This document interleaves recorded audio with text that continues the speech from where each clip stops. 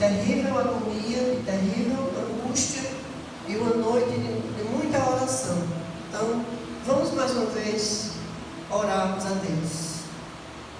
Oremos.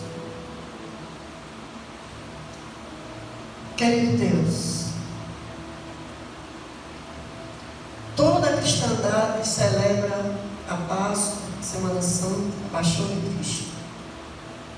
Alguns, Senhor, conforme a tradição dos homens. Nós preferimos celebrar a Páscoa e a Semana Santa de acordo com a Tua Palavra. Amém. Por isso nós estamos aqui para relembrar alguns pontos que são muito importantes nos últimos momentos da Tua vida aqui com os discípulos.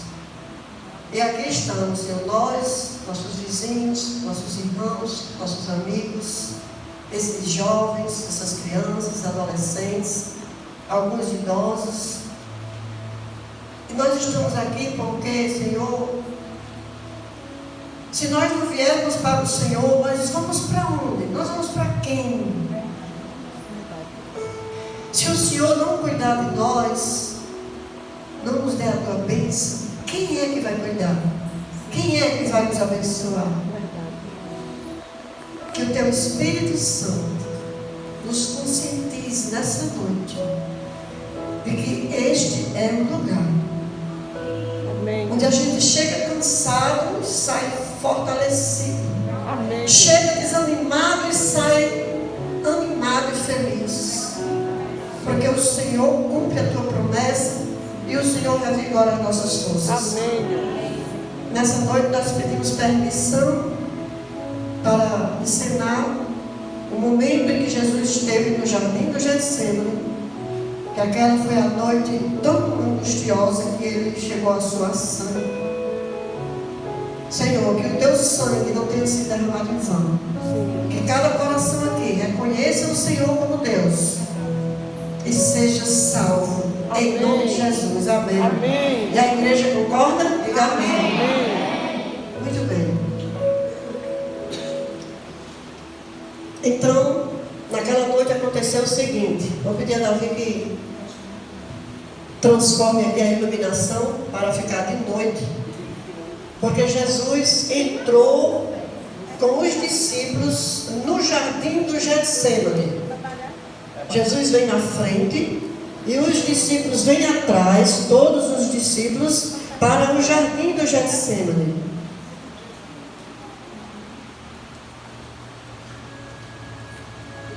Foi aqui que nós paramos ontem. Todos os discípulos no jardim do Getsemane. O jardim do Getsemane era um horto, era um lugar de árvores, de plantas, de flores. Era noite, escuro. Quem já viu o filme sabe que era escuro aquela noite. E Jesus estava ali com os discípulos. E Ele deixou que alguns deles ficassem aqui, desse lado do jardim. Ele chamou Pedro, Tiago e João. Só Pedro, Tiago e João. Para ficar assim, mais ou menos uma distância dos outros. É porque os outros não vieram hoje, né? Esses são os três mais íntimos de Jesus. Muitas das curas que Jesus realizou, Ele realizou na presença de Pedro, Tiago e João. Jesus tinha 12 discípulos.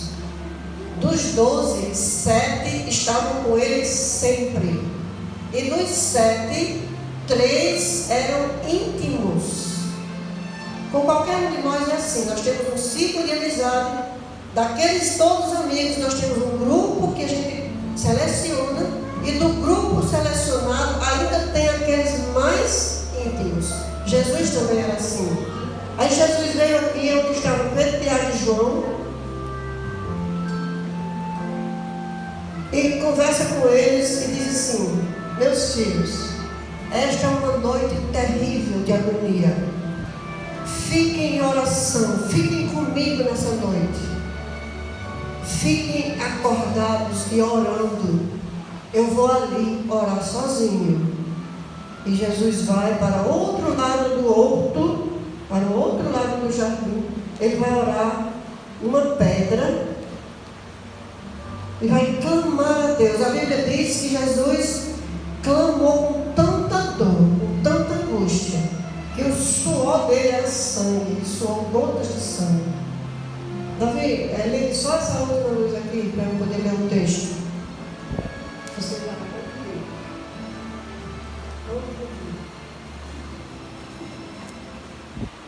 Então, Mateus capítulo 26, olha como eles estão orando, em vigia, tá vendo?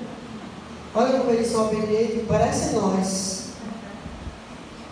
E aqui eles estão orando por Jesus, porque Jesus está em angústia. Jesus pediu a solidariedade, solicitou que eles ficassem com ele acordado. E eles não demoraram muito e já estão dormindo.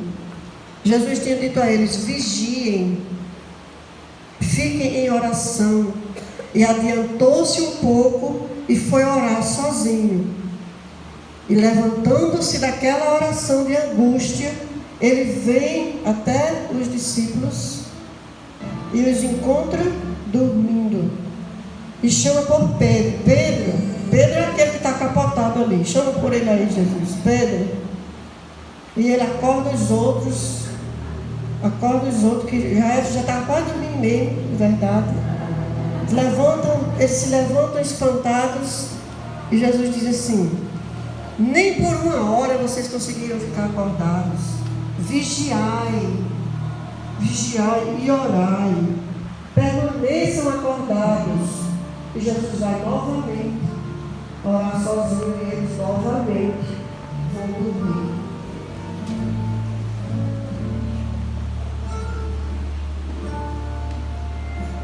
A Bíblia diz que Jesus repetiu essa cena 3 vezes. E na terceira vez, Jesus clamou ao Pai: se possível, passe de mim esse cálice de angústia, esse cálice de fel amargo. Irmãos, um detalhe: a dor de Jesus, o sofrimento de Jesus não foi por causa dos açoites. Amanhã nós vamos ver os açoites. E nós que conhecemos o filme e a história da Bíblia, nós sabemos que Jesus foi muito maltratado, mas a dor que Jesus sofreu não foi por causa dos açoites, porque aqui ele não tinha sido ainda açoitado, e o seu suor já era sangue, já transpirava sangue, porque aqui ele estava carregando todos os pecados de todos os seres humanos que nasceram e viveram e vão nascer e viver nesse mundo. Então o peso da angústia de Jesus não era por causa da tortura, e sim por causa do peso do pecado, da separação que o pecado faz entre nós e Deus. Isso foi doloroso demais para ele. E aí na terceira vez ele se levanta daquele clamor, vem para os discípulos outra vez e os encontra dormindo. Esse relato está em Mateus capítulo 26. E aí agora eu vou ler o verso 47 a 50. Jesus acorda os amigos. Que amigos que nós somos de Jesus, né, irmãos? Quantas coisas Jesus pede para a gente fazer e a gente não se comporta melhor do que eles. Somos descuidados em obedecer, somos descuidados a colaborar com Jesus, tanto quanto eles.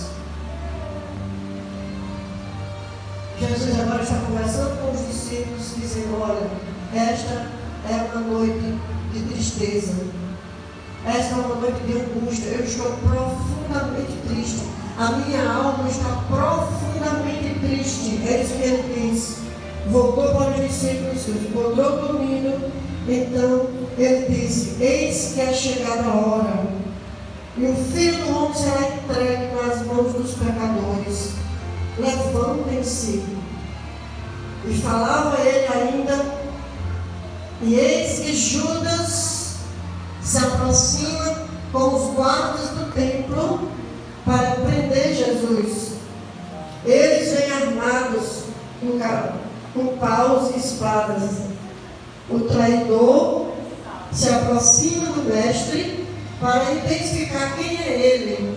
porque era escuro aquela noite, os guardas não iam saber identificar. Então Judas, com um abraço falso, a Bíblia diz que com um beijo de falsidade, com um beijo de traição, ele entrega Jesus. E agora os guardas tomam posse dele, amarram ele. Jesus não resiste, não faz resistência. Jesus estende as mãos para ser amarrado. E os guardas pegam um do lado, outro e saem já açoitando ele, já batendo nele, chutando ele, e levam ele direto para a casa do sumo sacerdote. E amanhã nós vamos contar o que aconteceu a partir da casa do sumo sacerdote até a cruz. Certo? Reflita, pense, ore, considere, porque essa história faz diferença na vida de qualquer pessoa sensível à palavra de Deus. Essa história fez diferença na nossa vida, essa história vai fazer diferença na sua vida. Diga amém. E os discípulos todos agora dispersos vão-se embora lá para trás para cá de novo e vem para a mensagem da palavra de Deus. Porque a Bíblia diz que os discípulos fugiram da escuridão da noite e não souberam o que aconteceu com Jesus naquela noite. Mas amanhã a história continua, certo?